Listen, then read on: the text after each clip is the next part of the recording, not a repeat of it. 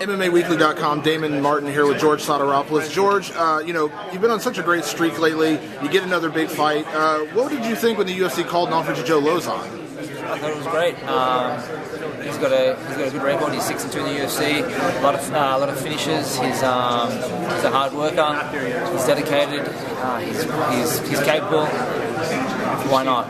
He's just and again, it wasn't something that was offered. I mean, it was offered to me. He was the only opponent. It wasn't a choice. And I'll see him now. You've been on such a great run lately. The Joe Stevenson fight, the Kurt Pellegrino fight.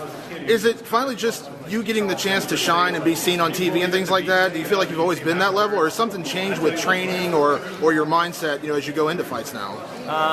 I believe I was always at a high level. I just never had the opportunity to showcase and fight at that level.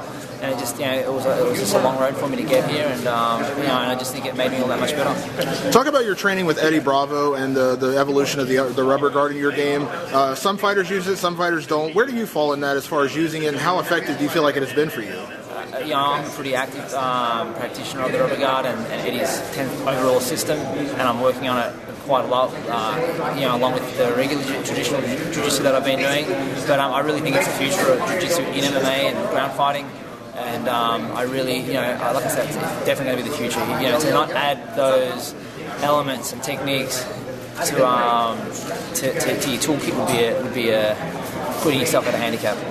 There's been a lot of talk, Joe, saying about the knee guards, the ankle guards you wear, possibly not allowing you to wear them. We're talking to the commission about that. How much, do you feel like it does give you an advantage? And if you aren't allowed to wear them, does it take anything away from your game? I think it plays a level playing field. It's both a level playing field for both me and my opponent. It doesn't give me an advantage over him and vice versa. The friction it provides is the same amount of friction that my shorts provide. It gives my opponent the equal amount of friction over me as I do have over him. Will it be any kind of disadvantage if you aren't allowed to wear them? I don't think so. I think, like I said, it's a level playing field. A lot of people were talking yesterday about you fighting in Australia in a couple months. Does that take your focus away, change your pressure in this fight, just knowing that fight would be just a couple months away? Or is that maybe a better goal to win this fight convincingly and then get to fight in Australia? No, because the truth being said, I'll continue fighting after this fight. Obviously, that's just another event for me to be fighting at. It's by no way me looking past this opponent. It's just obviously life goes on after this fight.